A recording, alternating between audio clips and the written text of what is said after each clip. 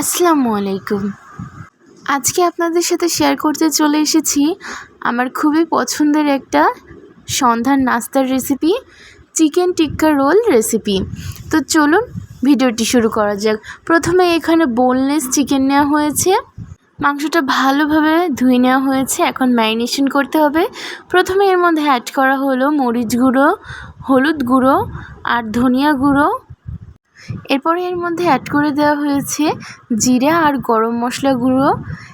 এখন এর মধ্যে কিছু বাটা মশলা অ্যাড করা হচ্ছে, আদা রসুন আর জিরে বাটা দিয়ে একটু ভালোভাবে মাখিয়ে নেওয়া হচ্ছে।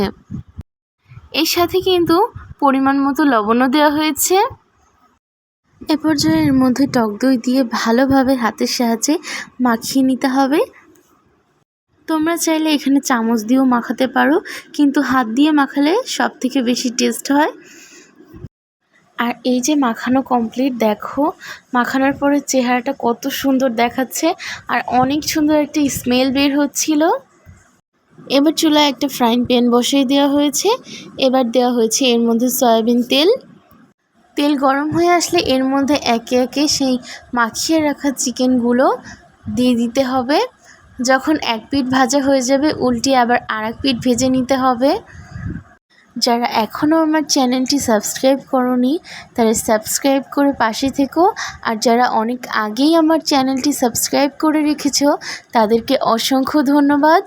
আর এই যে দেখো, এটা ভাজা হয়ে গেলে কিন্তু এটা এরকম ভাজা অবস্থায় খেতেও দারুণ লাগে। আমি কিন্তু খেয়ে দেখেছি, অনেক টেস্ট লাগে। আর যেই ম্যারিনেশনটা করা হয়েছিল ওর মধ্যে মাস্টলি টক দই দিবেই, কারণ টক দইয়ের জন্য অনেক সুন্দর একটা টেস্ট এসেছিলো। এ পর্যায়ে এই চিকেন টিক্কার যে মশলা টিক্কাটা সেটা বানানো হয়ে গিয়েছে।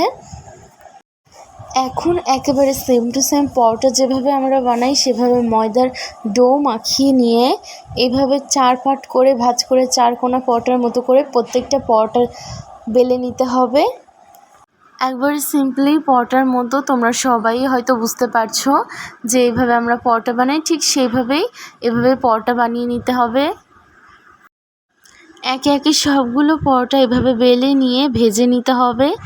অল্প অল্প করে তেল দিয়ে পরোটাটা ভাজতে হবে, ডুবো তেলে ভাজা যাবে না। অপরদিকে এখন চিকেনের মধ্যে স্মোকি ফ্লেভার দেওয়ার জন্য এই যে এখানে কয়লা গরম করে নেওয়া হচ্ছে। কয়লার মধ্যে একটু ঘি, বাটার বা তেল দিয়ে এভাবে ঢাকনা দিয়ে দিতে হবে, তাহলে কিন্তু খুবই সুন্দর একটা স্মেল চলে আসবে। এভাবে 5 থেকে 7 মিনিট কুক করে নেওয়ার পর এগুলো নামিয়ে নিতে হবে। এখন তৈরি করে নেওয়ার পালা আমাদের এই রোলটা। প্রথমে পরোটা দিয়ে দিয়েছি, তারপর এর মধ্যে চিকেন, পেঁয়াজ কুচি আর এই যে টমেটো সস দিয়ে এর মধ্যে যে গ্রিন চাটনি থাকে ওই সসটাও আমরা এর মধ্যে ব্যবহার করেছি। এটা আমরা বাসাতেই বানিয়েছিলাম। তোমরা যদি চাও আমি ওই গ্রিন চাটনিটার রেসিপি তোমাদের সাথে শেয়ার করব। আর এই যে এর মধ্যে দেওয়া হলো আর একটু টক দই। এই তো তৈরি হয়ে গেল আমাদের চিকেন টিক্কা রোল রেসিপি। তো ভিডিওটি ভালো লাগলে লাইক, কমেন্ট আর শেয়ার করো তোমার বন্ধুদের মাঝে। আজ এই পর্যন্তই।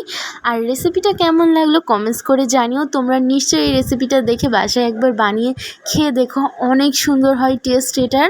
তো সবাই ভালো থেকো, সুস্থ থেকো, আমার জন্য দোয়া করো। আল্লাহ হাফিজ। Thanks for watching.